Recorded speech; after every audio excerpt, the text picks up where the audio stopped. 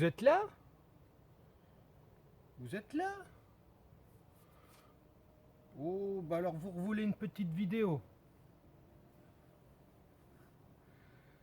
Qu'est-ce que je vais vous dire aujourd'hui? Bah je sais, on va parler du Darlingtonia. J'ai reçu des Darlingtonia. Après 2 ans d'absence du Darlingtonia dans les serres, je reçois du Darlingtonia d'hier. Alors on vous fait quoi? Une petit tuto sur le Darling?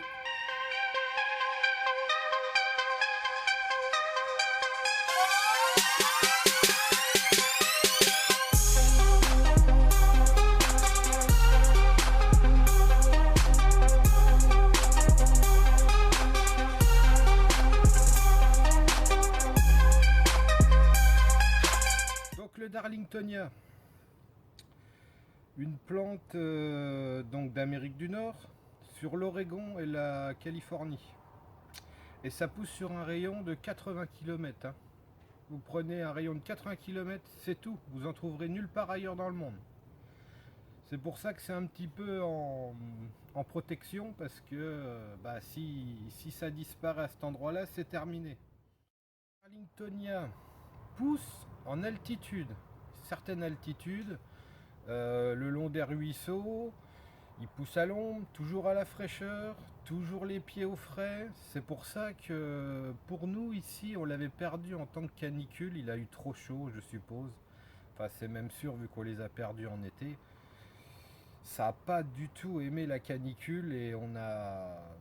Bah, au début, ça allait, on pensait que ça allait passer, puis au fil du temps, bah, ils ont séché quoi. Hein. Donc, en ce qui concerne, on va dire, la description de la plante, c'est une plante en forme de cobra, qu'on appelle ça, en forme de serpent, quoi. Sa forme est faite exprès. Il y a les moustaches au bout. La moustache sert de piste d'atterrissage pour tout insecte volant. Un insecte volant qui va se poser sur les moustaches, quand il va regarder vers le haut, il va voir la lumière des fenêtres à l'intérieur du cornet, vu qu'il y a le trou qui est juste au-dessus des moustaches, ce qui fait qu'il va aller dedans, il va taper dedans, il va tomber dans le cornet. Donc c'est une capture quasi invisible. Hein. On ne voit pas la capture. Ça tombe dedans en remontée et hop, ça glisse.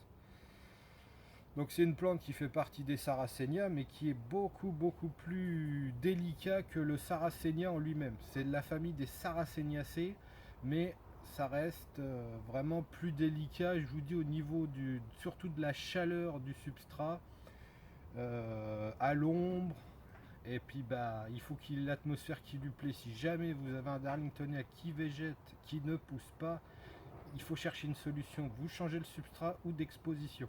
C'est soit l'un soit l'autre. S'il végète, il finira par sécher. Donc pour le substrat, moi j'ai voulu changer cette année. Je vous avais parlé dans les substrats que je faisais du 80 perlite et 20% sable.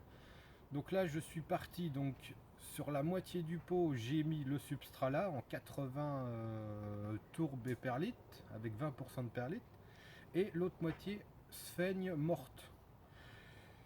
J'ai pris de la sphaigne morte. Déjà, la sphaigne, je n'en avais pas parlé dans la vidéo, mais la sphaigne, ça évite toute maladie, ça évite beaucoup de maladies racinaires. Comme on reste sur un substrat entre guillemets vivant, ça va éviter le champignon. Donc là, je suis reparti donc avec la moitié de sphaigne. C'est pour éviter les chocs thermiques au niveau de la température du substrat. La sphaigne va me réguler automatiquement la température du substrat. Darlingtonia appréciera toujours des gros volumes de peau. Déjà, bon, bah, on va revenir, comme je vous disais avant, ça évite une surchauffe trop vite. Donc ça, le cœur va chauffer moins vite au niveau des grands volumes. Et ça aime le grand volume, c'est surtout pour les stolons. C'est une plante qui envoie du stolon à droite à gauche et qui fait ressortir des nouveaux plants. Si c'est en petit pot, bon ça va aller. Si vous le mettez vraiment à l'ombre, machin, qu'il est petit, vous pouvez. Mais une fois qu'ils deviennent trop gros, il faut les mettre obligatoirement en gros pot, les laisser s'épanouir avec les stolons, et puis après vous aurez un pot qui sera rempli de rempli de rempli. Pour la fleur, c'est une floraison avec des pétales rouges et des sépales jaunes. Le sépale, c'est ce qui est au-dessus de la fleur, c'est le bouton en fait. Je sais pas si vous savez ce que c'est le sépale, mais c'est les pétales qui font le bouton au démarrage. Et après, ils s'écartent et ça laisse les pétales tomber en dessous. Donc le pétale est rouge et les sépales restent jaunes. Donc là, je me suis jamais trop posé la question, mais en général, moi, je récolte les graines. Il n'y a pas besoin de croisement, enfin pas besoin de pollinisation. Ça se fait tout seul en général. Avec l'époque, les pollinisateurs s'en occupent. Donc c'est une plante qui peut atteindre 1 mètre de haut. Moi personnellement, j'ai jamais eu 1 mètre de haut. J'ai déjà eu pas mal grand, mais 1 mètre de haut en culture, je sais pas si ça les atteint, mais dans le milieu naturel, ça peut monter jusque 1 mètre de haut sans problème. Le Darlingtonia. Vous m'excuserez, c'est l'hiver. Tu vois, je les ai bien reçus. Tu te reconnaîtras, je suppose. J'ai bien reçu le petit groupe de Darlingtonia que tu as pu me renvoyer. Donc là, ils sont en période d'hiver, donc les urnes sont vraiment abîmées. Là, il y a les points de pouce qui commencent à vouloir repartir. Donc au niveau des variétés d'Arlingtonia, donc le réel d'Arlingtonia en milieu naturel, c'est le Californica. Il n'y en a qu'un, il n'y a qu'une espèce niveau d'Arlingtonia. Après, on a des variétés qui ont été plus ou moins trouvées, comme le Darlingtonia Othello. Donc la particularité d'Othello, c'est que ça reste entièrement, les urnes restent entièrement vertes. Par contre, la fleur, sépale pétale jaune. C'est complètement jaune au niveau de la fleur. L'Othello, c'est une plante très très capricieuse. Moi, je l'ai eu plusieurs années, la même plante, hein. Elle me prenait, elle me faisait de temps en temps des urnes. Alors des urnes, je devais en avoir 3 dans l'année.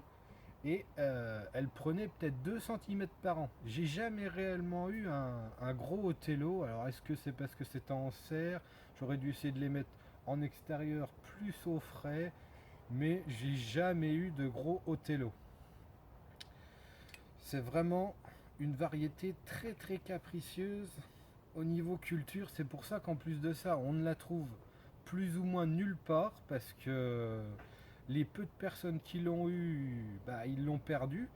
Donc c'est une plante vraiment que tout le monde recherche, hein. Moi de toute façon, le Darlingtonia, quand j'ai commencé les carnivores, j'ai eu mes Dionnées, mes 2-3 Sarracenia de jardinerie. Mais alors quand j'ai eu les livres, parce qu'avant on n'avait pas internet comme maintenant, on avait les livres. Donc avec les livres, quand j'ai vu Darlingtonia dedans, j'ai dit faut que je cherche. Et Darlingtonia il y a 20 ans, c'est comme chercher un Othello aujourd'hui, hein. C'est vraiment, maintenant on arrive à en trouver du Darling, mais moi j'ai eu beaucoup de mal à trouver Darlingtonia au début, hein. Et je disais il faut que j'ai cette plante. Et dès que je l'ai eu, alors là j'ai réussi à la tenir je sais pas, peut-être une dizaine d'années, entre 10 et 15 ans j'en avais. Et je vous dis, c'est la canicule des 2 années-là qui ont fait que je suis resté à 0 Darlingtonia pendant 2 ans. Donc on va revenir aux variétés. Après, vous avez la variété Longfang, qu'on appelle ça. Bon, c'est juste une histoire de moustache qui est beaucoup plus longue. Il y a eu un moment, j'ai eu le Darlingtonia Dark Red. Alors ça, il était censé être Dark Red. J'avais beau le mettre au soleil, à l'ombre, où je voulais. J'ai jamais vu teinté en Dark Red, hein. Il est toujours resté Darlingtonia type, hein. Et puis il poussait pas des masses. Il faisait beaucoup de stolons, hein. Par contre, c'était beaucoup stolonné. Mais ça, jamais, jamais, jamais il a pris des tailles comme j'ai eu avec des Darlingtonia. Je dois avoir eu des Darlingtonia à 60 cm vers la fin. Et puis bah, le Darlingtonia que je n'ai jamais vu, jamais eu en culture, que je n'ai jamais vu, c'est le Darlingtonia Goliath. Alors là, le Goliath apparemment, Goliath, ça veut bien dire ce que ça veut dire. Ça devrait dépasser 1 mètre de haut. Mais ça, c'est pareil, hein. Vous pourrez chercher sur internet, on voit 2 photos, hein. Mais à savoir qui l'a, qui a eu vraiment la particularité d'être un Goliath énorme, ça j'ai pas vu de photo, hein. Ça pour l'instant je sais pas. Donc je m'étalerai pas sur Goliath, hein. Et puis après, bah, vous avez des. Moi j'en ai là des petits semis que j'avais eu de localisation, hein. C'est juste des localisations. Il y avait le Red Alpine par un moment que j'avais. Bon, il était bien rouge quand même, hein. Bon après, c'est pareil, hein, méfiez-vous, prenez bien les variétés Red Alpine, des choses comme ça.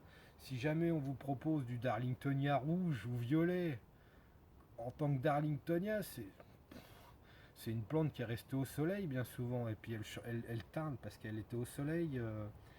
On va pas dire qu'elle brûle, parce que si jamais on arrive à trouver le juste milieu, qu'elle soit exposée plein soleil, sur le début du matin, sur la fin de la journée, elle va teinter en rouge, c'est obligatoire, c'est comme le céphalotus, mais ce ne sera pas une variété réelle rouge.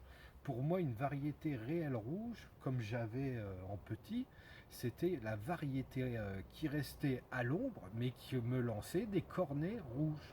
Il n'y avait pas, il y avait rien d'autre à faire, c'était que du rouge. Même la moustache, tout était rouge. Donc le Darlingtonia est revenu dans la pépinière aujourd'hui. Donc on va attendre l'année prochaine pour voir si ça fait des stolos. Moi j'ai des petits semis que j'ai remis en pot. C'est des Darlingtonia Monte River, je crois. Bon, c'est juste une localisation, mais ça reste un Darlingtonia. Et ceux-là, je les aurai peut-être sur l'année prochaine, mais en petits plants. Les plants que j'ai reçus, il va falloir attendre les stolos. Et normalement, ça devrait revenir. Moi, je vais pas faire l'erreur 2 fois de suite. Dès le fin juin, quoique l'année dernière, fin juin, il faisait déjà une chaleur extrême, mais dès qu'on va arriver au-dessus de 30 degrés, je prends mes plants et je remets tout dehors à l'ombre, le plus frais possible sur le terrain, et je vais les passer comme ça avec Céphalotus. Je ne refais plus la même erreur. Donc voilà, les multiplications, bah, c'est comme je vous dis, c'est le stolonnage ou le semis. Bon, après, le semis, c'est très long, hein. Là, il faut pas se cacher. Là, j'ai des semis, ça fait 2 ans. Comme ça pousse très lentement. Et au niveau, on va dire, parasite, méfiez-vous, avril-mai. C'est là qu'on a beaucoup de pucerons sur le cœur, hein. Ça ne se met pas sur les cornets, ça reste vraiment dans le cœur. C'est là qu'on a le puceron.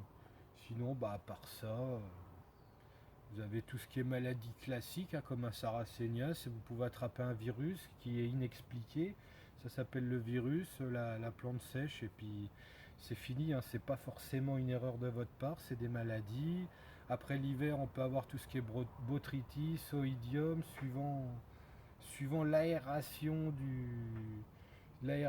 de l'endroit où vous l'avez. Bon, en extérieur, vous ne posez pas de questions, hein. Le botrytis, vous ne l'aurez jamais. Mais c'est souvent en intérieur, suivant la serre, si elle goutte dessus tous les jours, et puis que c'est pas aéré.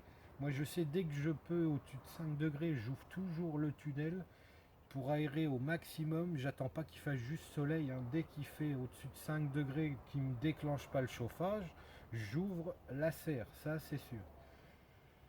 Et enfin, je vous dis les températures, je vais revenir là-dessus, hein, pour qu'on soit vraiment complet. Les températures, soit on le laisse en extérieur, mais il va falloir créer une tourbière à l'ombre. On ne pourra pas le mettre vraiment avec les autres.